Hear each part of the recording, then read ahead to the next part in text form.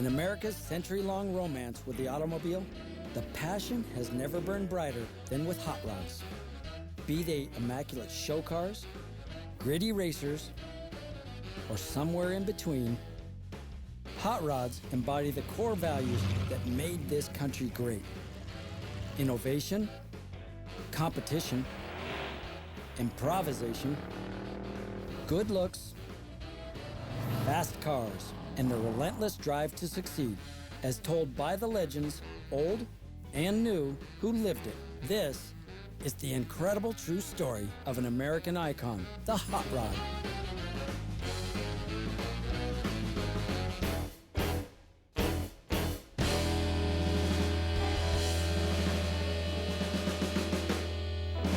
Hello, I'm Chip Foose. Many of the hot rods we've seen on this show have been 50, 60, even 70 years old, and yet they're still in immaculate condition. While custom car builders were pulling back from the excesses of the 1970s and helping lay the foundation for rodding's renaissance, collectors and restorers were busy preserving the finest hot rods of the culture's golden age. And it's thanks to them that these cars exist today, as a testament to the incredible feats performed on alkali, salt, and asphalt by the hot rodders of yesteryear. Rodders of the 40s and 50s didn't have history in mind when they built and modified their cars. They were simply obeying a biological imperative toward competition, with each trying to outdo the other, whether in a race or at a car show. Hot rods were never intended to be permanent cars, as their owners would be constantly tinkering with the frame, swapping out engines, replacing worn components, and experimenting with new speed equipment. As such, much like race cars, there was a tendency to see older hot rods not as nostalgia pieces, but as yesterday's newspaper. To the old guys, these were just a bunch of old cars and let's move on to the new stuff. But to us, my generation now, we're starting to really worship, these guys that were the pioneers.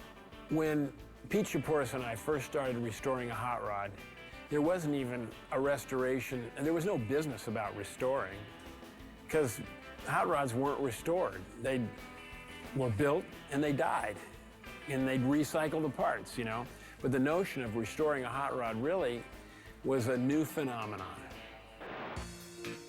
However, as the golden years of hot rodding receded into the past, people who'd grown up on a steady diet of Hot Rod magazine look back fondly at the cover cars of their youth, many of which, unknown to them, had been radically changed from their original iconic designs, or worse, abandoned in some warehouse or junk pile.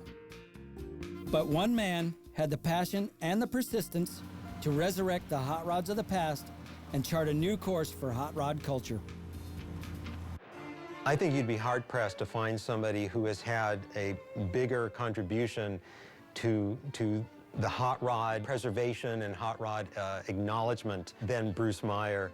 Bruce is an enthusiast. He's tirelessly promoting hot rods.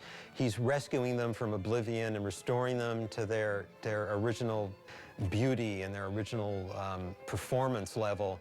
And he's just become such an ambassador for the hobby. He's really helped spread the word. I think Bruce is a great guy, and I really like him. I think the things he's done for this industry and keeping it highlighted the way it should be. Bruce is just a great person.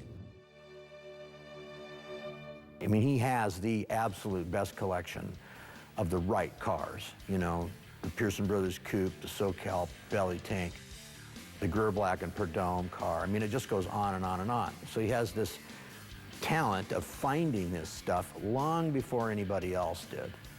And so I really admire that in him. And quite frankly, I don't think I'd be right where I'm sitting today if it wasn't for Bruce, honestly. I've talked to him about it. He says, what I really do it for is to watch the guy that built the car, see the car magically appear in front of him. That's done exactly to the nth degree of when it was done, when it was brand new. And I have I've personally been involved in a half a dozen of those, and watching guys like Alex just look at his car and go, my God, there it is. I mean, 40, 50 years later, and it's Bruce, and it's awesome, what he does. He's the best. Collectors like Bruce Meyer added a different element to hot rods. All of a sudden, it was okay to have a hot rod. As a young man growing up in Los Angeles, Bruce was right in the middle of the beating heart of hot rod culture. As he grew older, he went looking for a way to pay tribute to the great cars of his childhood.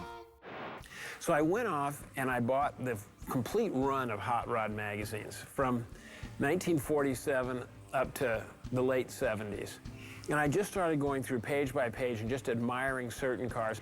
And the first car that really just kept coming back to me was the Pearson Brothers Coupe. It set records on the dry lakes because at the time, almost all the hot rods were roadsters. I mean, there were roadster clubs, and there were roadster clubs, and there were roadster clubs. But the coupes were not welcome anywhere. So these guys started a club called the Coupes. And this was really the first coupe that turned heads on the dry lakes and at Bonneville. The Pearson Brothers car was indeed the best-looking coupe on the Salt Flats. But over the years, the car changed hands and changed looks. So much so that it became practically unrecognizable. Like many hot rods of the golden years, it had drifted away from its roots. What happened next was a turning point in how the world views old hot rods.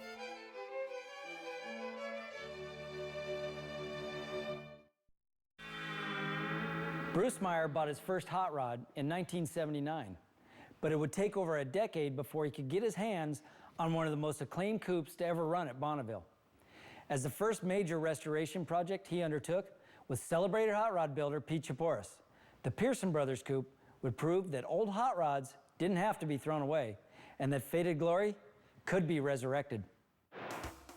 I started doing my homework of what happened to the car and found that it was still running on the dry lakes. It was owned by a fellow named Tom Bryant. It was called the Tom Thumb Special. We went to the dry lakes. I made him an offer. He thought I was like crazy. Why would anybody want this clapped out car? Took it to Pete Chaporis, who is just an amazing restorer. And he so faithfully restored that car using every bit of the metal that was on it, the original chassis, all the original suspension. It was just a great car. And of course, the Pearson brothers loved seeing the car come together, and they both gave us input, kind of helped us through the process. So it was fun uniting the guys that built the car. Bobby Meeks, who built the engine, Vic Edelbrock, Dick Pearson, Bob Pearson, they all came together to help us restore this car to the exact way it was in 1950. When we finished the car, and I invited my hot rod pals, and it was really a celebration and really the kind of coming out of historic hot rods. I had Bob Peterson there, Dan Gurney, Parnelli, Roger Ward, Wally Parks, the Pearson brothers, and Vic Edelbrock. Having resurrected one of history's most significant coupes, Bruce Meyer turned his eye towards one of history's most cherished roadsters, the Black Highboy built by Doane Spencer. Neil East had retrieved the car out of Spencer's garage and put it back together because Spencer was going to race on the Pan Americana. And everybody tried to buy the Doane Spencer Roadster. Everybody did. And Doane sold it to Lynn Wineland, who was the editor of Hot Rod. And Lynn sold it to Neil East. So it had only 4 owners from the 30s to the 90s when I bought it. Doane gets in touch with Neil and basically says, Bruce is the guy that should have this car. He allowed me to be the next custodian for the car. And as I say, I don't own any of these cars. My cars are not the Bruce Meyer Roadster, the Bruce Meyer Tank. These are the SoCal Roadster, the Pearson Brothers Coupe, and the Doane Spencer Roadster. Well, I was overwhelmed when Bruce asked me to restore the Doane Spencer car. I hadn't seen the car physically for a really, really long time. I saw it once when I was a kid. And we're talking about back in 1955. I don't think I was ever more nervous in my life. I mean, and it had to be right. This car had to be as good as we could possibly make it, which I think we did a pretty good job. It was, you know, the car is stunning. I never get tired of looking at it. It's so narrow in the back, and the way Doane set the chassis up and how it sits just absolutely perfect. You know, I mean, it's got to sit right with the right size wheels and tires on it, and that car's just a home run.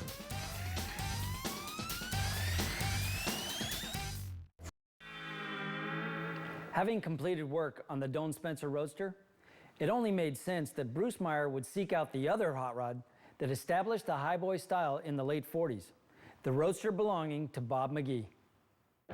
The very first year of Hot Rod Magazine, the very first highboy, was the McGee Roadster. So I went out looking for that car.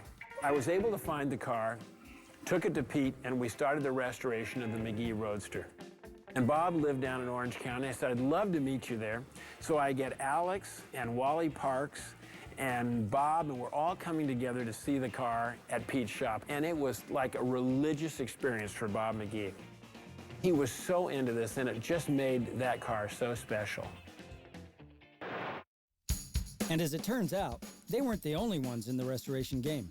Pete Chaporce's old partner, Jim Jacobs, took on the project of restoring the very first winner of America's most beautiful roadster, Bill Niecamp's AV8 Lakester.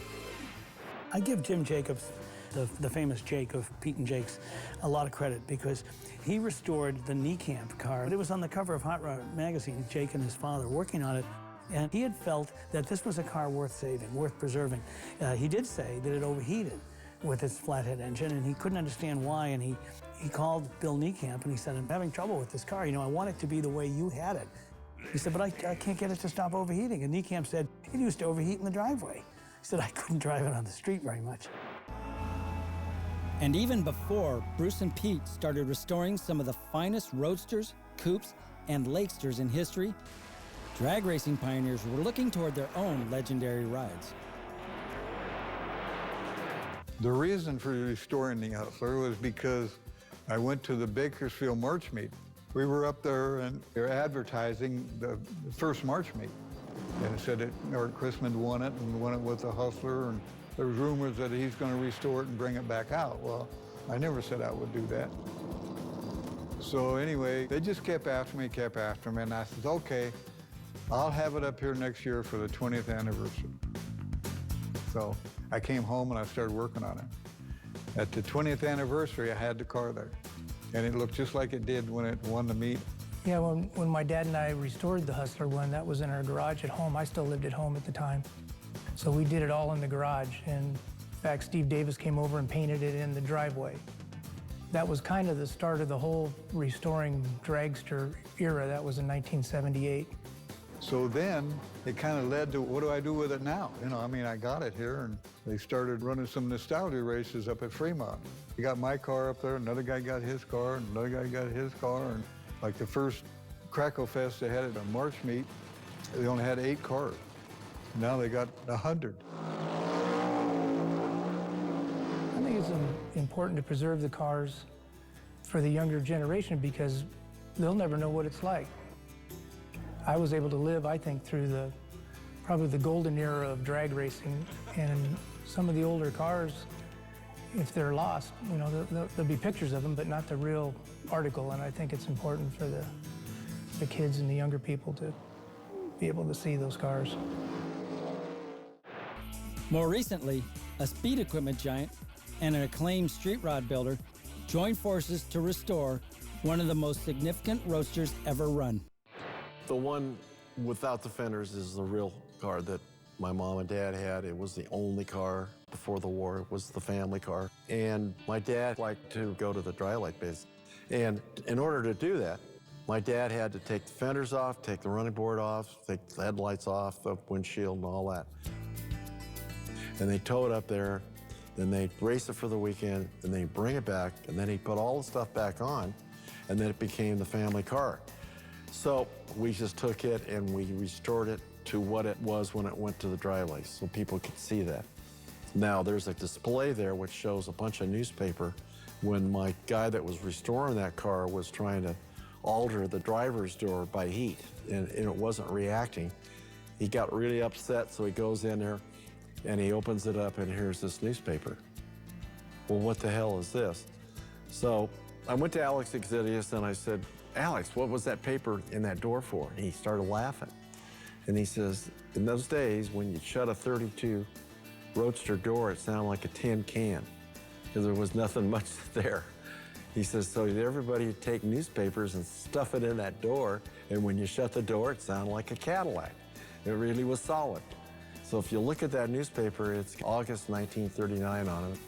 That was one of the greatest projects we got to do. It was such an honor getting to build that car and to see him finally get his father's original car back in the family. And that car will be with the Edelbrocks forever.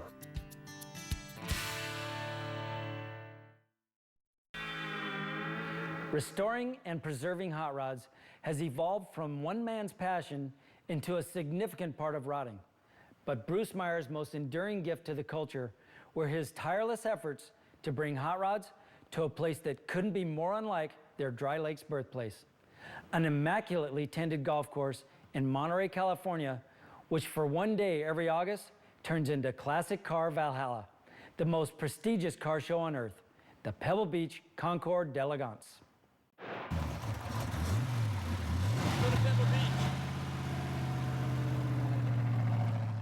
The more involved I got with hot rodding, the more I wanted every one of my friends to have a hot rod, the more I wanted the world to know about hot rodding because it was just so underappreciated.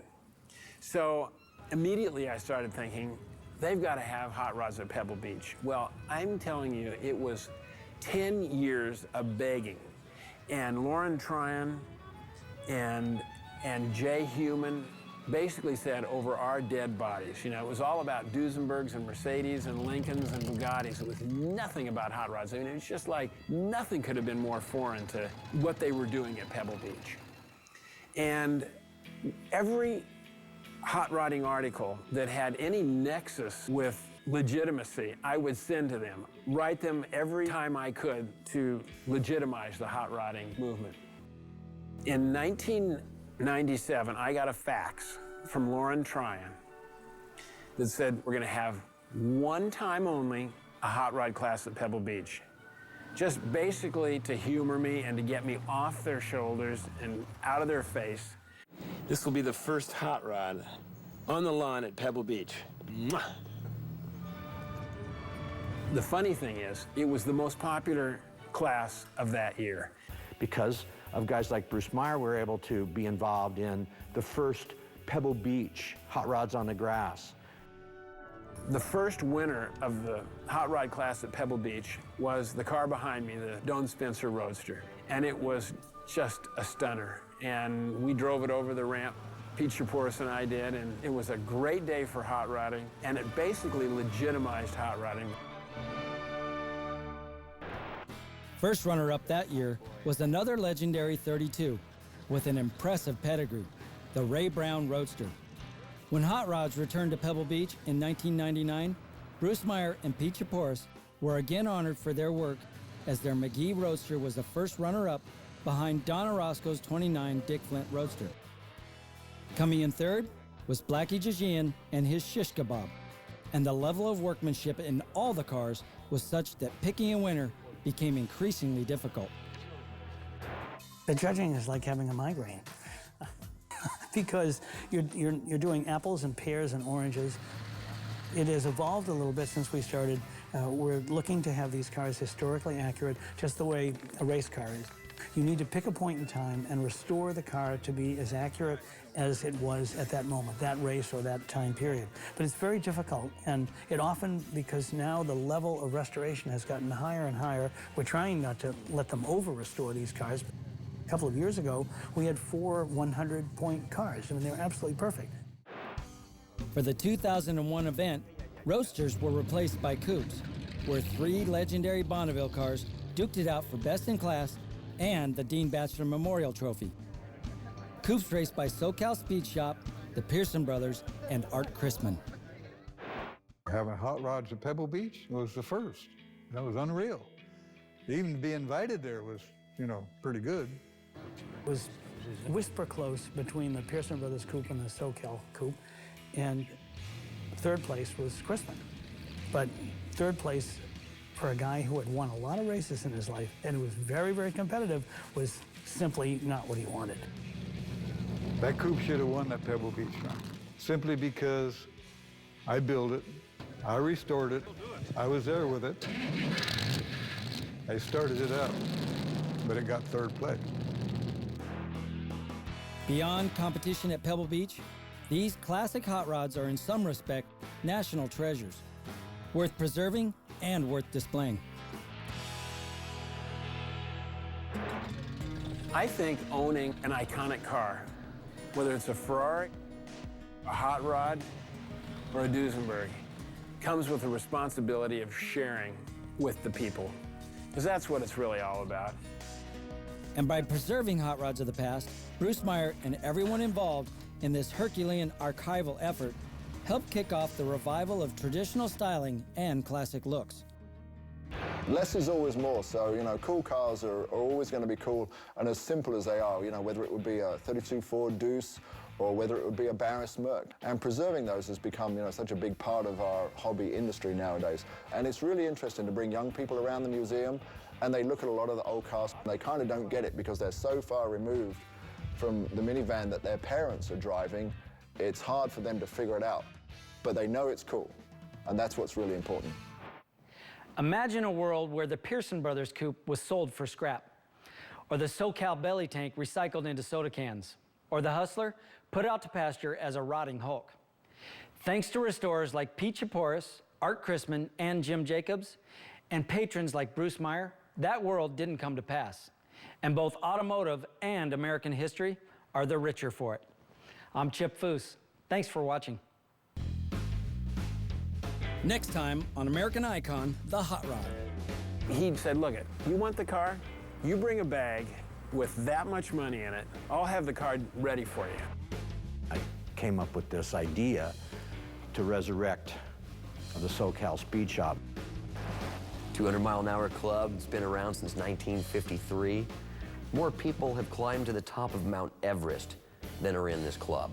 It's pretty exclusive.